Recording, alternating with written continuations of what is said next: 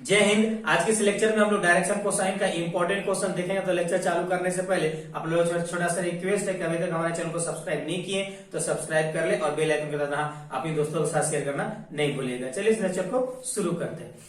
देखिए आप लोग आज डायरेक्शन कोसाइन में केवल हम लोग इंपॉर्टेंट क्वेश्चन देखेंगे, क्रैश कोर्स करेंगे, क्रैश कोर्स के तरीके से पढ़ेंगे। हम लोग इसको बिल्कुल डीपली में नहीं जाएंगे क्योंकि हम लोग के पास टाइम नहीं है। तो डायरेक्शन कोसाइन का क्वेश्चन सॉल्व करने के लिए कुछ बेसिक फार्मूला का आपको नीड पड़ेगा, जो आपको आना चाहिए, माइंड में होना चाहिए। तो मैं एक दो बेसिक फार्मूला बताऊंगा, उसके बाद डायरेक्ट हम लोग चलेंगे डायरेक्शन कोसाइन का क्वेश्चन पे, किस प्रकार को आपको पूछा जाता है सब्सिडियरी मैथमेटिक्स में। तो चलिए सबसे पहले हम लोग डायरेक्शन कोसाइन का अगर आपको क्वेश्चन सॉल्व करना है तो आपको डायरेक्शन रेशियो के बारे में भी पता होना चाहिए। तो सबसे पहला जो हम इससे बात करेंगे डायरेक्शन रेशियो पे बात करेंगे। किस पे बात करेंगे?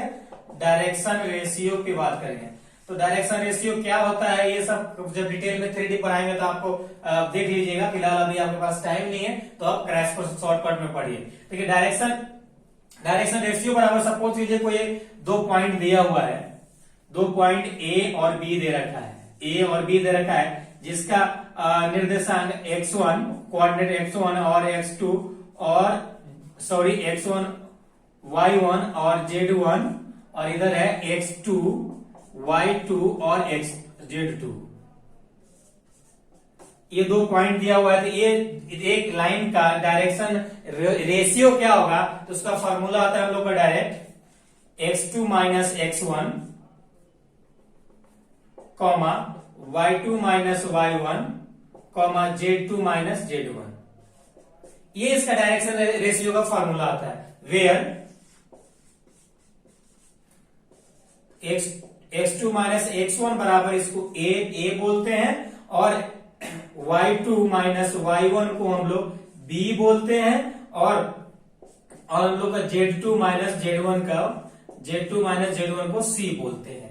अब इसी को हम लोग डायरेक्शन रेशियो में डायरेक्शन कोसाइन में फॉर्मूला कैसे पढ़ेंगे, तो डायरेक्शन कोसाइन का फॉर्मूला हम लोग देखते हैं। इस सब आपको पूछ लेता है, कभी कभी हो सकता है आपको वैसा क्वेश्चन है जिसमें आपको डायरेक्शन रेशियो निकालने के लिए पूछ दिया है, या डायरेक्शन रेशियो और डायरेक्शन कोसाइन भी आपसे पूछ ले सकता है। तो डायरेक्शन कोसाइन बराबर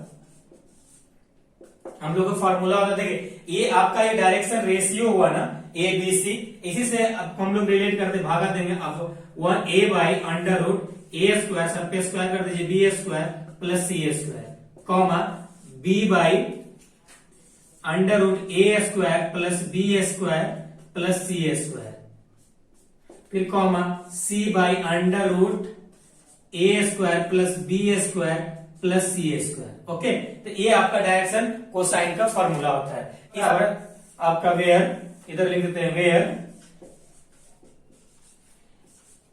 ये एल बराबर होता है a by under root a square plus b square plus c square और m बराबर होता है b by under root a square plus b square plus c square और हम लोग का n बराबर होता है c by under root a square plus b square plus c square.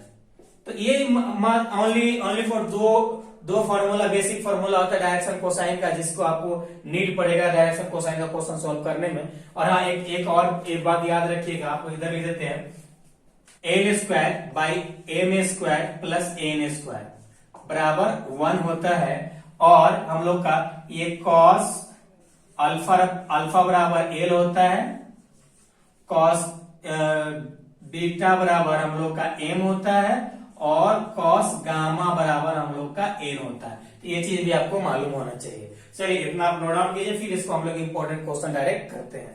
चलिए इतना नोट डाउन कीजिए। क्वेश्चन है, find the angle between two line which direction cosine are L1 M1 N1 and L2 M2 और N2।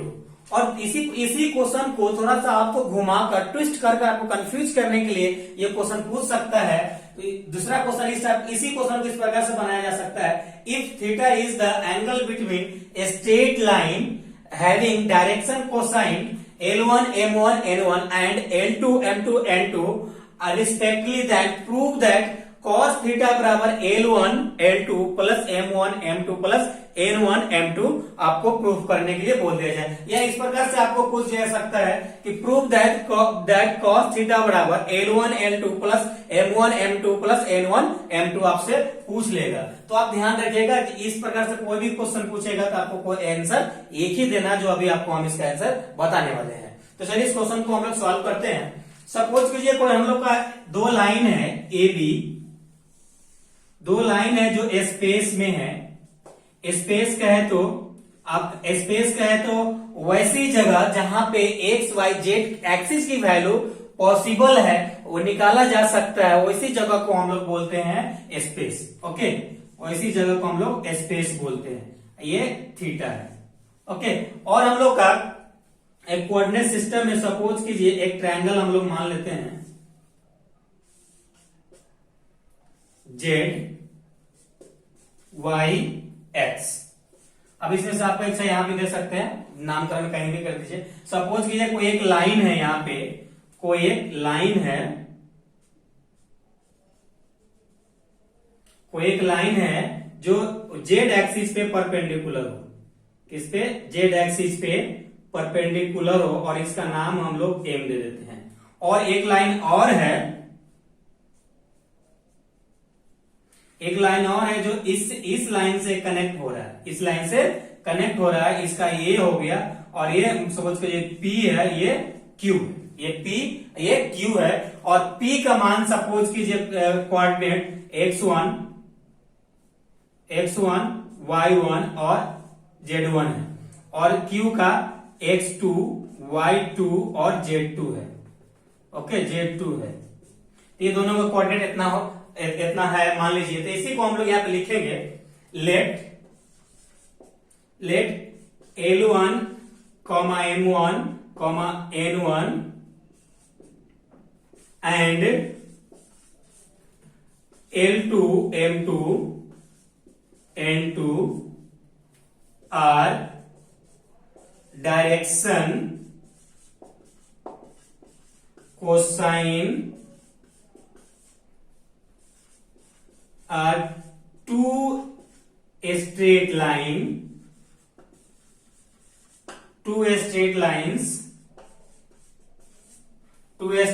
कौन सा? AB and BC, AB and BC in space। ये किस में है? ये स्पेस में है।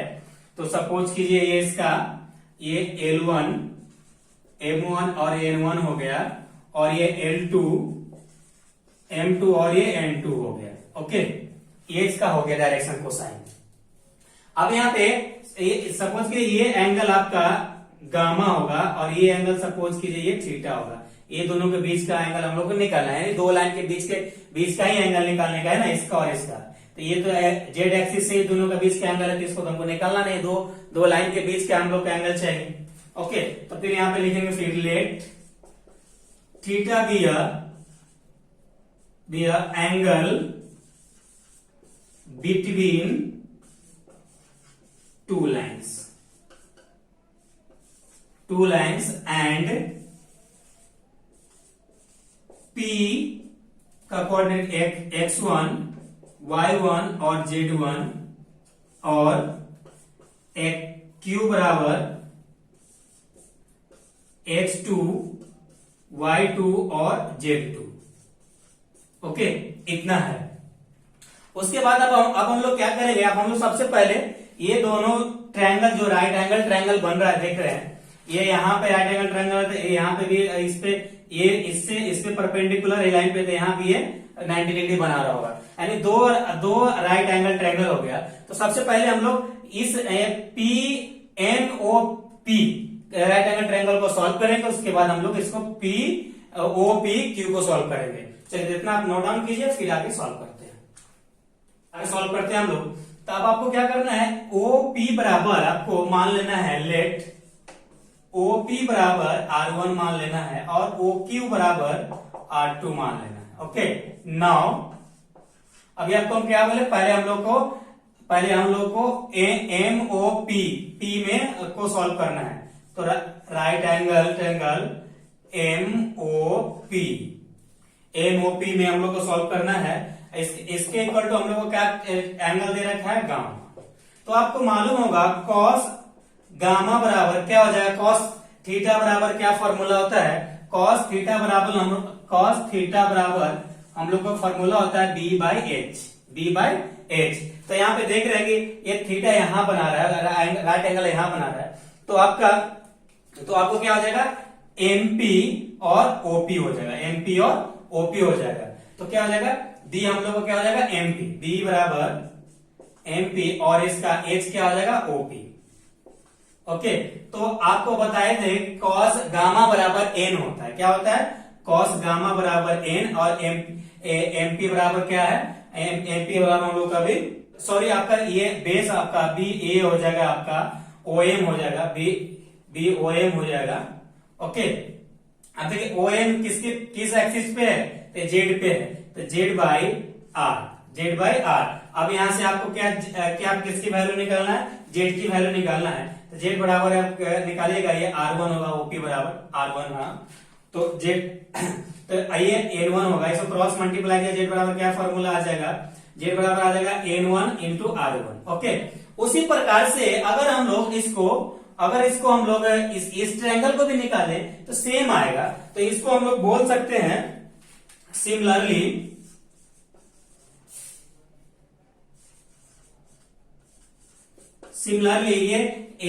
ये Z बराबर हो गया, तो X बराबर भी इतना हो सकता है N1 R1, ये Z1 हो गया X1, और Y1 बराबर N1 R1 हो सकता है। उसी प्रकार से फिर हम लोग इस ट्रायंगल की बात करेंगे, सॉरी यहाँ पे L होगा LM, L1 M1 होगा। ओके, उसी प्रकार से जब हम लोग इस ट्रायंगल की बात करेंगे तो X2 बराबर हो जाएगा L2 R2, और Y2 बराबर हो जाएगा M2 R2, और हम लोग का Z2 बराबर हो जाएगा M2 R2। इतना आ जाएगा। अब आप क्या जानते हैं, आपको हम क्या बताया कि L1 L square plus M square plus N square बराबर 1 होता है, राइट, आपको इतना पता है। तो हम लोग दो अलग अलग ट्रायंगल है, इसके लिए हम लोग L1 M1 N1 कर दिया, फिर नेक्स्ट में हम लोग L1 L2 कर देंगे। चलिए, तो अब यहां से L की मान निकाल के इसमें पुट कर दीजिए। क्या करना है आपको, L का मान निकाल के इसमें अगर पुट कीजिएगा तो आ जाएगा X1 का स्क्वायर प्लस Y1 का स्क्वायर प्लस Z1 का स्क्वायर इक्वल टू आ जाएगा आपका R1 का स्क्वायर। आप कैलकुलेट कर दीजिएगा, हम डायरेक्ट लिख दिए। उसके बाद आप क्या होगा, फिर दूसरा का ट्रायंगल लिए थे, L2 का स्क्वायर प्लस M2 का स्क्वायर प्लस N2 का स्क्वायर बराबर 1। तो फिर इसमें क्या हो जाएगा, X2 का स्क्वायर प्लस Y2 का स्क्वायर प्लस Z2 का स्क्वायर इक्वल टू R2 का स्क्वायर, इतना हो जाएगा। ओके, उसके बाद आपको क्या करना है, आप ट्रिग्नोमेट्री में पढ़े हैं, अकॉर्डिंग टू ट्रिग्नोमेट्री, और उसके बाद हम लोग का इसका PQ का डिस्टेंस निकालेंगे। क्या निकालेंगे, उसके बाद हम लोग PQ का इधर निकाल देते हैं, PQ का डिस्टेंस निकालेंगे। P स्क्वायर रूट नहीं देंगे तो इधर स्क्वायर लिख देते हैं, डिस्टेंस PQ। ओके, तो PQ का स्क्वायर डिस्टेंस फॉर्मूला क्या होता है, ध्यान दीजिएगा, याद नहीं होगा तो आपको याद दिला देते हैं। X2 माइनस X1 का whole square plus Y2 minus Y1 का whole square plus Z2 minus Z1 का होल स्क्वायर, इतना होता है। जब इसको आप सबको कैलकुलेट कीजिएगा, सबको तोड़ मरोड़ कीजिएगा, तो आपको फाइनली जो मिलेगा, इस सबको अगर आप सबको सिंप्लीफाई कीजिएगा, सभी होल स्क्वायर को अगर आप तोड़िएगा तो आपको मिल जाएगा आपको x1 का स्क्वायर प्लस y1 का स्क्वायर प्लस z1 का स्क्वायर प्लस x2 का स्क्वायर प्लस y2 का स्क्वायर प्लस z2 का स्क्वायर, फिर आपको आएगा plus 2 x1 x2 plus 2x1 sorry y1 y2 plus z1 z2 इतना आएगा आपका। इसको आप सिंप्लीफाई कीजिएगा तो ओके। उसके बाद आपको क्या करना है, यहाँ पे हम लोग को सबको हमको एल की फॉर्म में इसमें वैल्यू पुट कर देना है। एल की फॉर्म में हम लोग का एक्स वाई जेड का सबकी वैल्यू हम लोग को पुट करेंगे। पुट करने के बाद फिर अकॉर्डिंग टू द ट्रिग्नोमेट्री जो ट्रायंगल का फॉर्मूला जानते हैं उसमें पुट करेंगे, फाइनली सॉल्व करेंगे, हम लोग का प्रूफ हो जाएगा, हम लोग क्वेश्चन बन जाएगा। तो इतना नोट डाउन कीजिए, फिर आगे सॉल्व करते हैं हम लोग। तो इसमें हम लोग आपको क्या बताया, हम लोग क्या निकाले, x1 बराबर क्या निकाले हम लोग, L1 और R1 निकाले हैं। तो यही चीज हम लोग को इसमें पुट कर देना है। तो चलिए पुट करते हैं हम लोग फटाफट। तो इसमें पुट करेंगे तो यहाँ पे क्या मिलेगा आपको ये L1 का स्क्वायर इंटू R1 का स्क्वायर प्लस M1 का स्क्वायर इंटू R1 का स्क्वायर और N1 का स्क्वायर इंटू R1 का स्क्वायर, ये मिलेगा। फिर दूसरे के लिए हम लोग पुट करते हैं, दूसरे के लिए पुट करेंगे तो क्या मिलेगा, L2 का स्क्वायर इंटू R2 का स्क्वायर प्लस हम लोग को मिलेगा M2 का स्क्वायर इंटू R2 का स्क्वायर प्लस N2 का स्क्वायर इंटू R2 का स्क्वायर, इतना मिलेगा। फिर प्लस फाइनली इसमें हम लोग पुट करेंगे तो क्या आ जाएगा, हम लोग पहले कॉमन ले लेते हैं, आ जाएगा R1 इंटू R2, पहले कॉमन ले लिए, आप कैलकुलेट करके देख लीजिएगा। तो आएगा L1 L2 plus M1 M2 plus N1 N2, इतना आएगा। अब फिर अब यहाँ पे देखिए, ध्यान दीजिएगा, इसमें से R1 स्क्वायर अगर कॉमन ले लेते हैं तो क्या बचेगा, L1 का स्क्वायर प्लस M1 का स्क्वायर प्लस N1 का स्क्वायर, तो इतना आपको हम क्या पता है, 1 होता है। तो डायरेक्टली इसको हम इतना लिख सकते हैं कि R1 का स्क्वायर प्लस R2 का स्क्वायर, क्योंकि A भी 1 हो जाएगा और ये भी 1 हो जाएगा। फिर प्लस 2R1 इंटू R2 और L1 into L2 plus M1 into M2 plus N1 into N2, okay. तो ये फाइनली हम लोग इतना ये PQ स्क्वायर बराबर आया। अब आपको according to trigonometry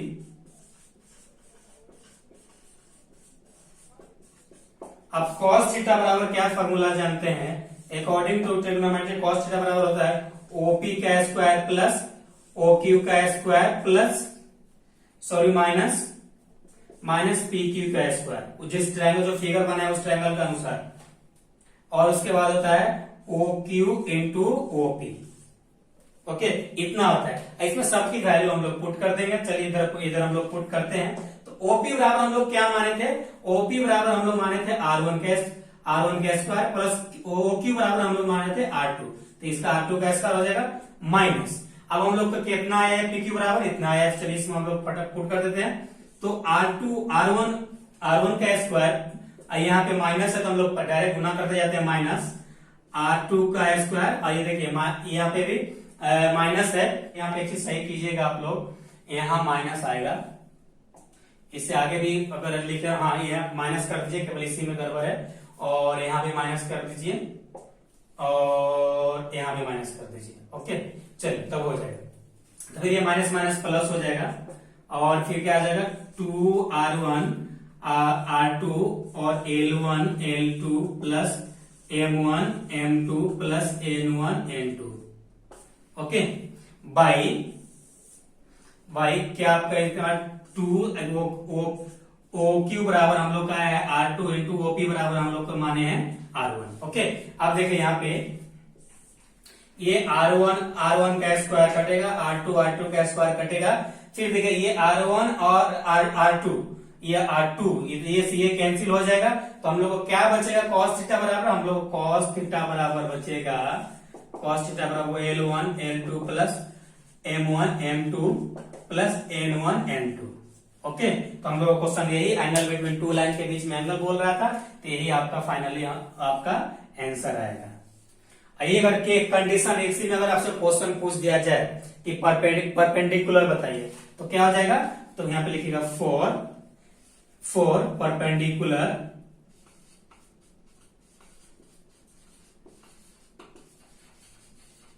perpendicular theta बराबर 90 डिग्री।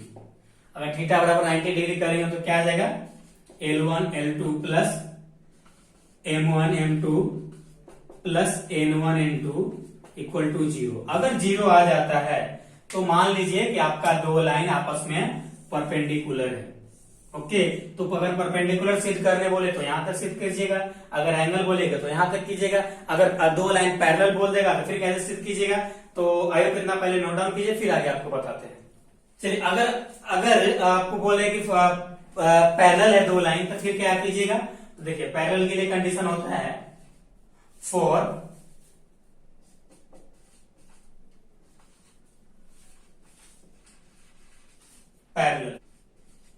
पैरेलल अगर थीटा बराबर 0 डिग्री आता है तो हम लोग का हो जाता है L1 L2 equal to M1 M2 equal to N1 N2। Okay, तो ये आपका पैरेलल का हो जाता है केस। देखिए क्वेश्चन आपका जो क्वेश्चन पूछा था यहीं पे आपका क्या खत्म हो जाता है।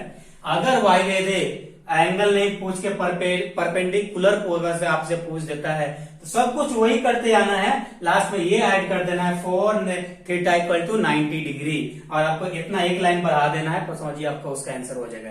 फिर अगर पैरेलल पूछता है तो यहां तक बढ़ा देना है, ये भी लेना है और ये भी लेना है। ओके, तो आई होप ये आपको थ्योरम आपको समझ में आ गया होगा। और अभी तक आपका थ्योरम ही पूछा है, इस पर क्वेश्चन तो न्यूमेरिकल टाइप पूछा नहीं। अगर वाई अगर पूछ देता है तो आपको क्या कीजिएगा, देखिए अगर पूछेगा तो वो पूछेगा find the angle between two line, comment कीजिएगा, अगर बोलिएगा तो उसका क्वेश्चन भी करा देंगे न्यूमेरिकल। तो बोलेगा find the angle between two line and direction cosine, आपको दो डायरेक्शन कोसाइन दे देगा। जैसे सपोज कीजिए आपका 2 दे देगा, 3 दे देगा, 4 दे देगा, ए बराबर, फिर दूसरा दे देगा बी बराबर 0 दे देगा, 1 दे देगा, 2 देगा। तो ये आपका डायरेक्शन, अगर डायरेक्शन कोसाइन पूछता है तब तो डायरेक्ट आपको इसमें पुट कर देना है। अगर ये दोनों चीज को अगर डायरेक्शन रेशियो पूछ देता है, डीआर बोल देता है तो आपको इसका डायरेक्शन कोसाइन निकालना पड़ेगा, जैसे कि शुरू वाला फॉर्मूला बताए थे। कैसे निकालेगा, तो ये आपको निकालना पड़ेगा। अब सपोज कीजिए ये डायरेक्शन रेशियो है तो आपको कैसे निकालेगा, 2 बाई अंडर रूट 2 का स्क्वायर प्लस 3 का स्क्वायर प्लस 4 का square. Okay, comma 3 by under root 2 का स्क्वायर 3 का स्क्वायर प्लस 4 का स्क्वायर। इस प्रकार से इसका अलग आपको डायरेक्शन कोसाइन निकालना पड़ेगा, इसका अलग निकालना पड़ेगा। फिर जो तीनों का वैल्यू आएगा फिर ये समझिए L1 L2 का मान आ जाएगा और इसमें जाकर पुट कर दीजिएगा फॉर्मूला में, क्वेश्चन बन जाएगा। ओके, तो कमेंट करके जरूर बताइएगा कि ये लेक्चर आपको पसंद आया या नहीं आया, ये तो आपको समझ में कितने % आया। अगर पसंद आया, अभी तक सब्सक्राइब नहीं किए तो सब्सक्राइब कर दे और अभी तक लाइक नहीं किए तो लाइक कर दे और बेल आइकन को दबा दे। हाँ, अपने दोस्तों के साथ शेयर जरूर कीजिएगा। फिर मिलते हैं आपको डायरेक्शन कोसाइन का एक और इम्पोर्टेंट क्वेश्चन के साथ। जब तक अपना ख्याल रखिए। Thank you, love you all.